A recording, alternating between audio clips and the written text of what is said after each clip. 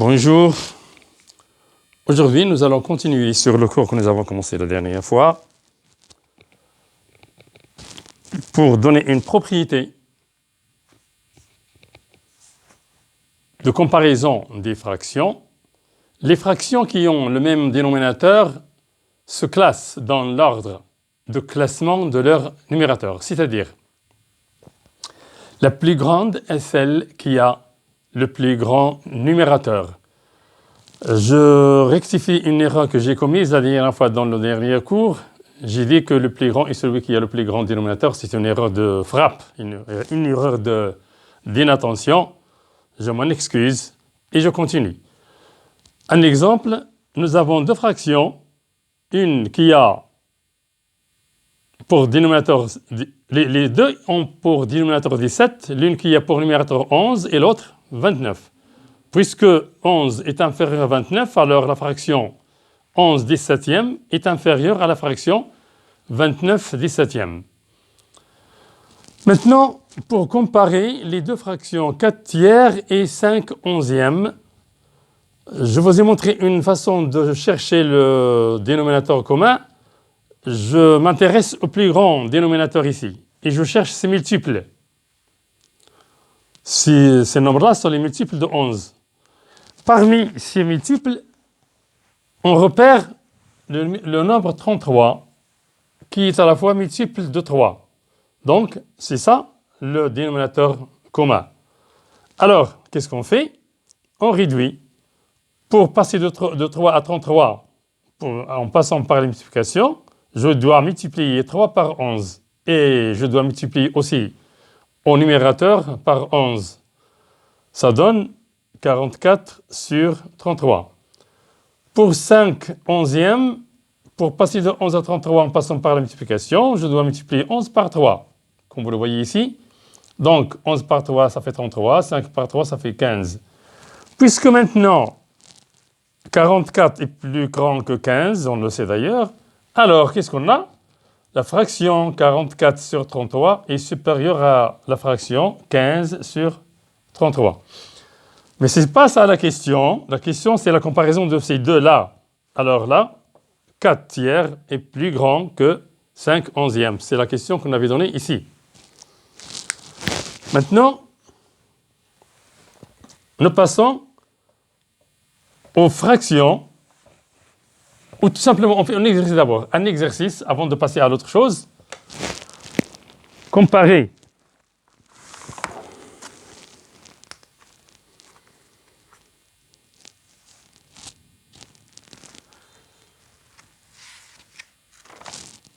les fractions suivantes.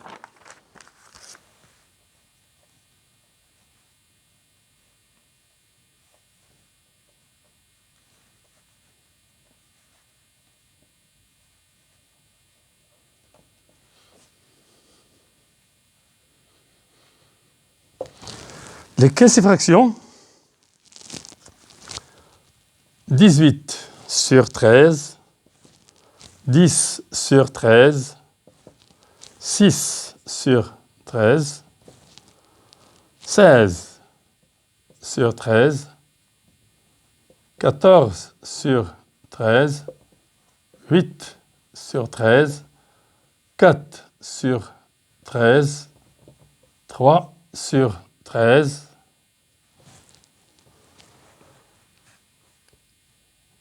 voilà. Alors, ces fractions ont toutes le même dénominateur 13. Donc, on doit les classer selon leur numérateur. On sait que 18, ça on le sait, on ne va pas démontrer. 18 est plus grand que 16, lui-même plus grand que 14, lui-même plus grand que 10, lui-même plus grand que 8, plus grand que 6, plus grand que 4, plus grand que 3.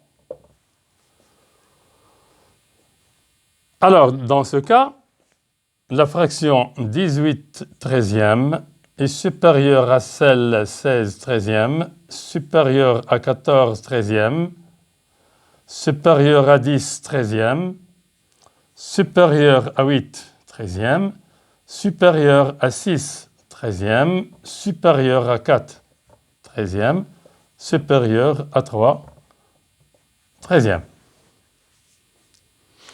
Voilà. Maintenant, je dis la règle des fractions qui ont le même numérateur maintenant. Même numérateur.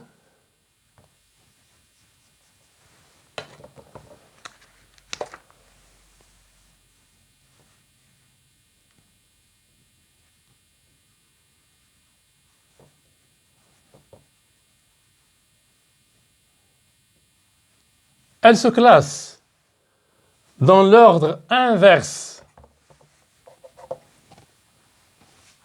Dans l'ordre inverse, je le dis, dans l'ordre inverse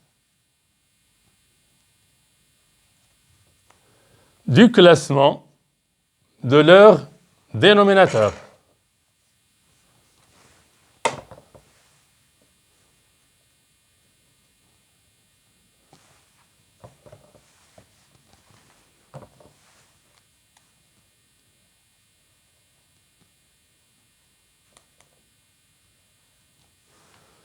La plus grande est celle qui a le plus petit dénominateur.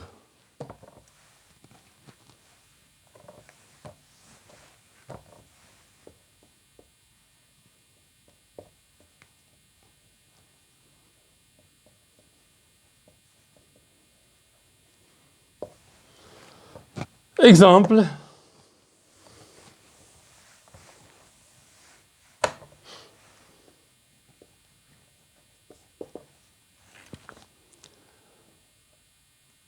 « 15 septième est supérieur à 15 23e. Même numérateur, vous le voyez là. La plus grande est celle qui a le plus petit dénominateur. D'ailleurs, on peut faire un exemple concret. Si on a 15 millions ou 15 000 dirhams, par exemple, à diviser par 7 ou à diviser par 23, quelle est la plus grande part? Si on divise ces 15 millions par 7 personnes, puis on les divise en 23 personnes, quelle est la plus grande part? Quels sont les gens qui vont recevoir la plus grande part? Évidemment, ce sont les 7, parce qu'ils sont moins nombreux. Donc, cette fraction est supérieure à celle-là. Maintenant, classer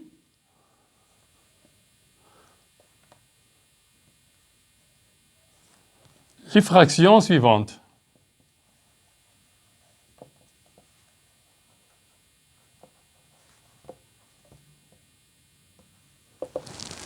Lesquelles ces fractions?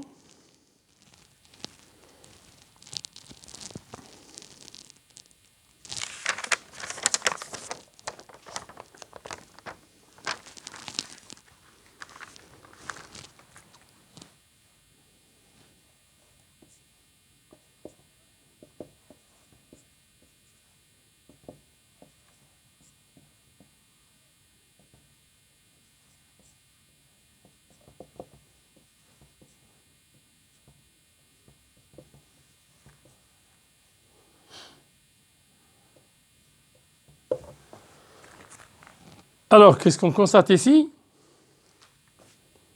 On a 3 est plus petit que 5, plus petit que 11, plus petit que 15, plus petit que 21, plus petit que 31.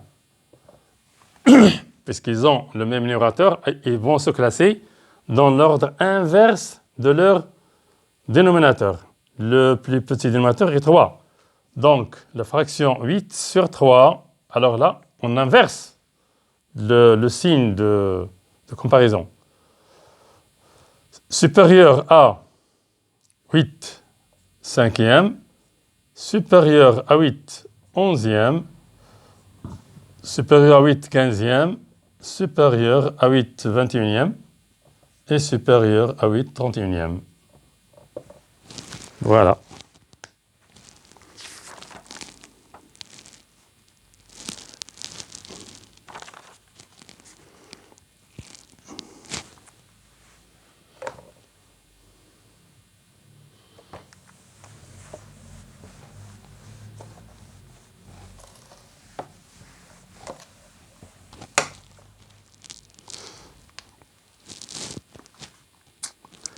Alors maintenant, nous allons faire les opérations sur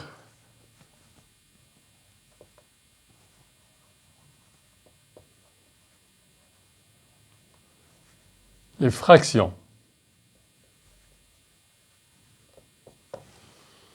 Addition.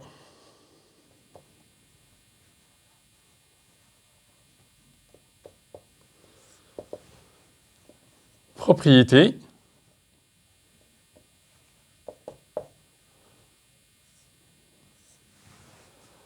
Je ne cite pas la propriété, mais vous le savez déjà. Pour calculer la somme de deux nombres à écriture fractionnaire ou de fractions qui ont le même dénominateur ou qui n'ont pas le même dénominateur. S'ils n'ont pas le même dénominateur, on doit les réduire au même dénominateur. Puis, on garde ce dénominateur et on calcule la somme des numérateurs. Exemple. Je répète, elles ont le même dénominateur, c'est bon. S'ils n'ont pas le même dénominateur, on doit les réduire au même dénominateur. Et puis, on garde ce dénominateur et on additionne les numérateurs. Calculer 5 douzièmes plus 17 douzièmes. Voilà, même dénominateur, on le garde. En numérateur, on fait la somme des deux numérateurs. Égal. 5 plus 17, ça fait 22. Ici, 12. Et là, regardez, la fraction est simplifiable. Donc, on doit la simplifier. On doit diviser 22 par 2 et 12 par 2. Ça nous donne 11 sur 6. Une fraction est réductible, comme je l'avais déjà dit la dernière fois.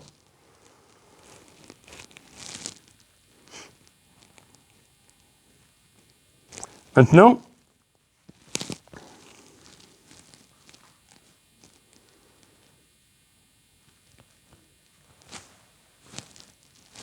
on calcule la somme de 19,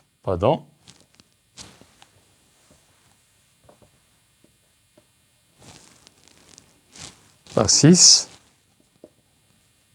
et 17 sur 12. Ça, c'est 1, ça, c'est 2. Elles n'ont pas le même dénominateur, on doit donc les réduire au même dénominateur. Comme je l'avais déjà dit, on commence par le plus grand et on cherche ses multiples. On a les multiples de 12 sont 0, 12, 24, 36, et ainsi de suite. Mais on constate à première vue que 12 est multiple de 6, donc on n'a pas besoin de faire tout ça. 19 sur 6 égale. Pour arriver à 12, par la multiplication par 6, on doit multiplier par 2. Donc ici par 2, ça donne 38 sur 12. Et donc, 19 sur 6 plus 7 sur 12 égale 38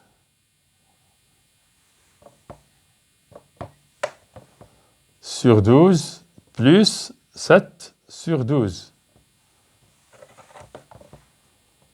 égale, gardons le dénominateur 12, et ici 38 plus 7 égale 45 sur 12, simplifiable, 45 divisé par 3 et 12 divisé par 3.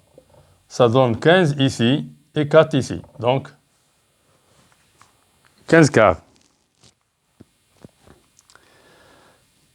Ça, c'est pour la somme, pour l'addition. On donne un autre exemple.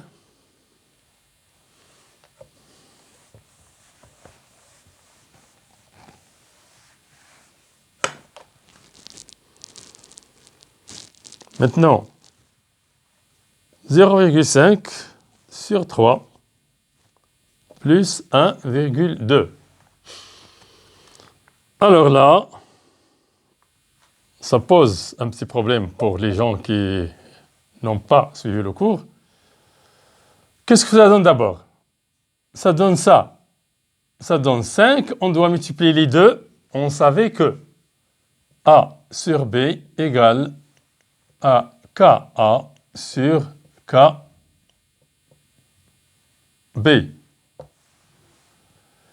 Est égal aussi à A sur K et B sur K, quand K, évidemment, est différent de 0 pour la division et que B doit être bien sûr différent de 0.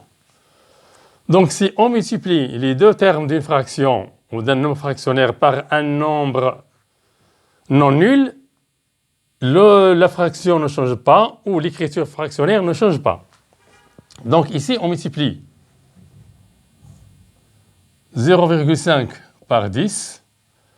Et ici, pour éliminer cette virgule, et 3 par 10. Là, on a sur 1. Donc, plus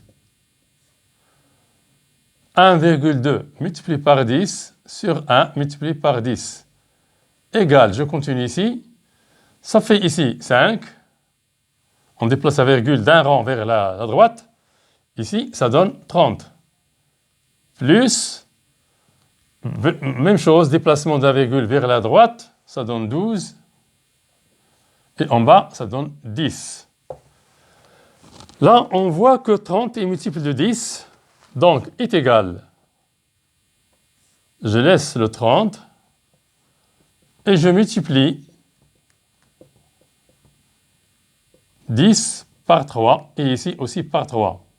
Ça donne 5 sur 30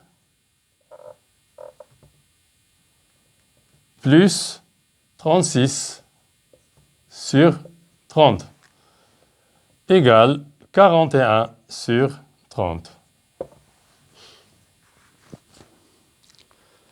Voilà.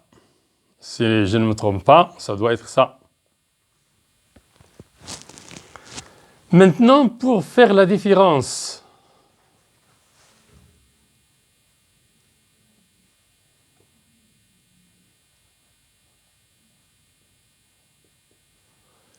de deux fractions ou de deux nombres à écriture fractionnaire. Qu'est-ce qu'on fait?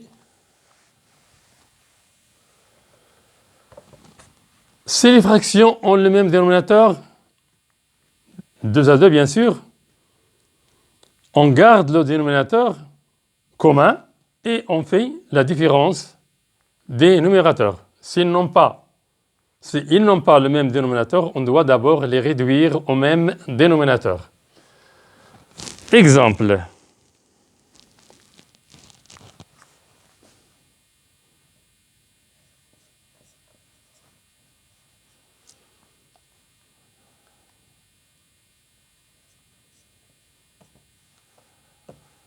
Alors, calculer la différence. Calculer ça. Pour calculer ça, qu'est-ce qu'on fait? On doit d'abord réduire au même dénominateur. Qu'est-ce qu'on a? Les multiples de 7 sont 0, 7, 14, 21,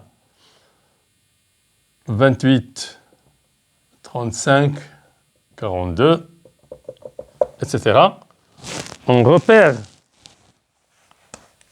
le 21 comme plus petit multiple commun des nombres 3 et 7. Alors, 5, on réduit sur 3. Ici, 3 multiplié par 7 pour arriver à 21. Et 5 multiplié par 3, ça donne 15 sur 21. Et 3 sur 7 égale 7 fois 3 pour donner 21. Et 3 multiplié par 3, ça donne 9. Donc,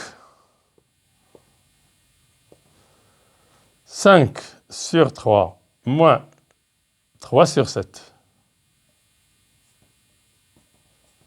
égale à 15 sur 21, la fraction qui remplace le 5 sur 3, moins 9 sur 21, la fraction qui remplace 3 sur 7. Ça nous donne 21 comme dénominateur commun et 15 moins 9 égale 15 moins 9, ça donne 6 sur 21. Là, il y a une simplification. 6 divisé par 3 et 21 divisé par 3. Ça donne 2 sur 7. Voilà. Pour arriver à une fraction irréductible.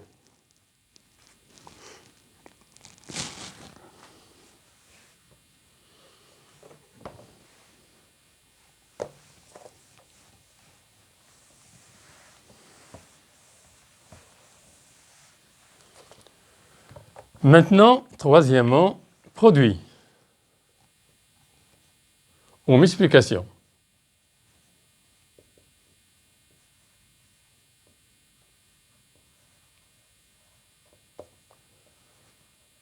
Des fractions.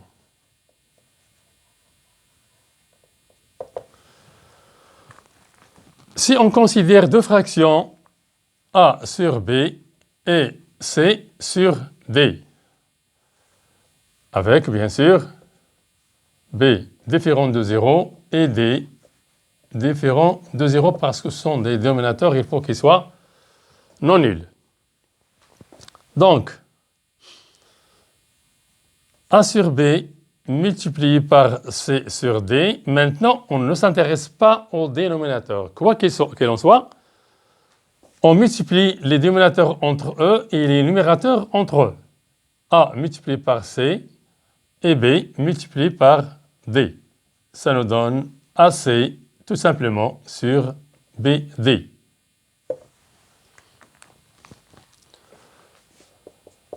Maintenant, si on multiplie par exemple une fraction A sur B par un nombre C ou X ou n'importe quoi, alors ça donne quoi?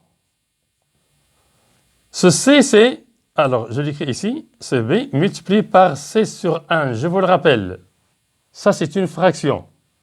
Tout nombre décimal est une fraction de dénominateur 1, je l'avais dit dans l'introduction des fractions. Je suis en train de faire le troisième cours sur les fractions. Donc là, comme nous l'avons fait avant dans cette règle, c'est A multiplié par C au numérateur et B multiplié par A au dénominateur. C'est AC sur B. Voilà. Et la multiplication est commutative. Donc A sur B multiplié par C sur D, c'est égal aussi à C sur D multiplié par A sur B. A sur B multiplié par C, c'est C multiplié par A sur B. Ça revient exactement au même.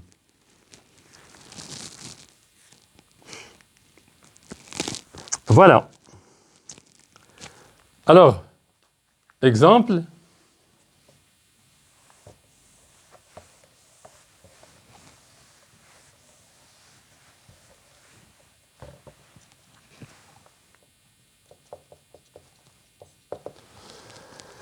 Exemple, on prend 8 cinquièmes multiplié par 15 16e égale. Vous allez voir à la fin qu'est-ce qu'on va faire. Mais en principe, on doit regarder ça depuis le début. Mais je le laisse à la fin. C'est 8 multiplié par 15 et 5 multiplié par 16. On constate pour les élèves qui font attention, une simplification en diagonale. Ici, par 8, ça laisse ici 2 et ici, non, ça laisse ici 1 et ici 2. Diagonalement ici, on a une simplification par 5, ça donne 1 ici et 3 ici. Mais on va le trouver à la fin.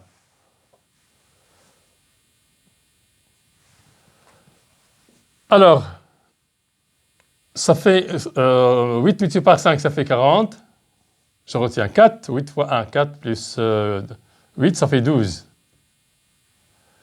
Et 5 multiplié par 6, ça fait 30. Je retiens 3. 5 multiplié par 1, 5 et 3, 8. Déjà simplification par 10, comme vous le voyez ici. Et puis il y a simplification par 4, 12 et 8. Donc 120 divisé par 40 et 80 divisé par 40. Ça nous donne, ici c'est 3, ici c'est 2. Voilà. Quand on fait soit la somme, soit la différence, soit le produit, soit le quotient que nous allons voir ultérieurement, à la fin, on doit savoir si cette fraction obtenue est une fraction simplifiée ou il doit être simplifié. Voilà cet exemple. Maintenant, je donne un autre exemple. 7 sur 3 multiplié par 11 sur 4. Ici, il n'y a pas de simplification, ni verticale, ni diagonale. Donc, c'est 3 fois 4 et 7 multiplié par 11 égale 77 multiplication par 11. Ici, c'est 12. Troisième exemple.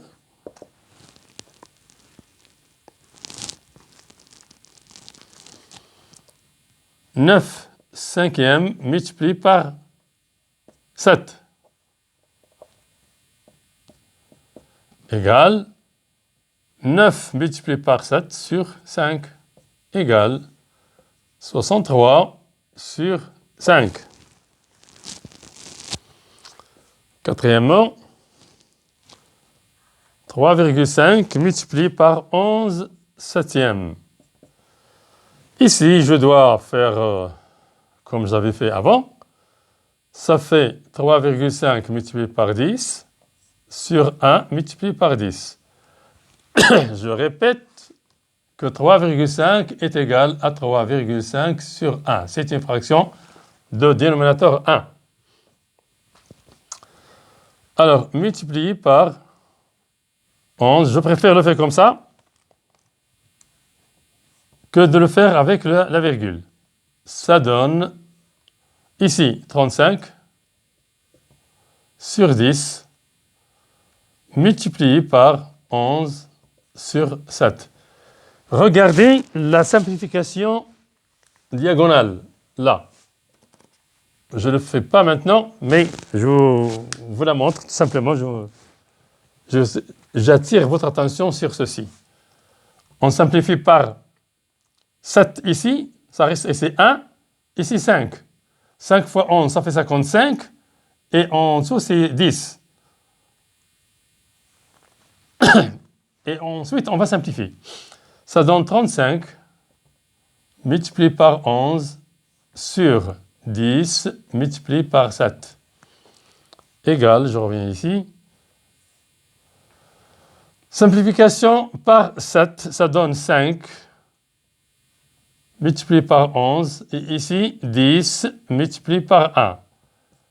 Simplification sans faire la multiplication là, que ce soit avec la calculatrice ou mentalement, on ne peut pas le faire mentalement. Si, ça donne, pour multiplier un nombre par 11, 35 multiplié par 11, ça donne 3 ici, 5 ici, et ici 8. 3 plus 5, ça fait 8. Donc ça fait 385. Mais on n'a pas besoin de faire la multiplication. On ne se casse pas la tête avec ça. On simplifie maintenant avec 10. Donc ça donne ici 1 multiplié par 11, et ici 2 multiplié par 1. Finalement, ça donne 11 sur 2. Voilà.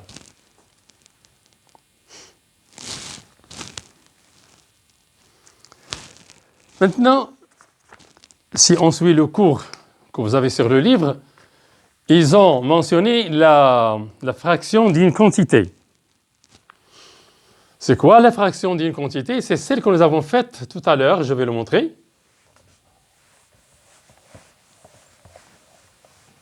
C'est très intéressant dans la vie courante.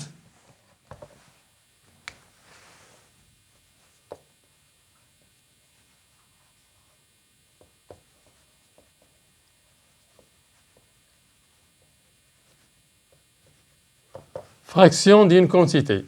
Ça veut dire quoi? Ça repose sur ça. C'est que nous avons fait tout à l'heure. A sur B ou A sur B multiplié par C ou AC sur B, bien sûr. Alors, pour avoir une fraction d'une quantité quelconque, on doit, la fraction bien sûr a un numérateur et un dénominateur, on doit diviser cette quantité par le dénominateur qui est B et le résultat multiplié par A.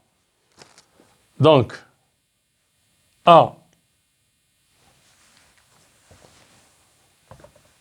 plutôt C multiplié par A sur B, c'est la même chose que C sur B multiplié par A. Voilà, c'est la même chose. Donc, je donne un exemple tout de suite. Calculez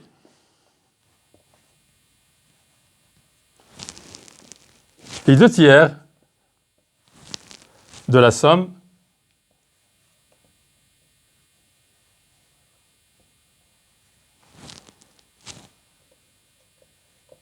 300 dirhams ». C'est quoi les 2/3 de cette somme? Qu'est-ce qu'on fait? On fait 300 multiplié par 2 sur 3, c'est-à-dire 300 sur 3 multiplié par 2. 3 sur 3, ça fait 1, 100 donc. 100 multiplié par 2 égale 200 dirhams. Voilà.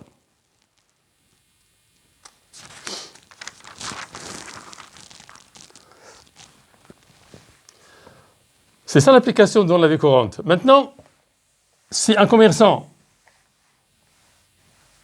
promet à son aide celui qui travaille avec lui, qui sert à servir les clients, il lui promet, s'il vend un article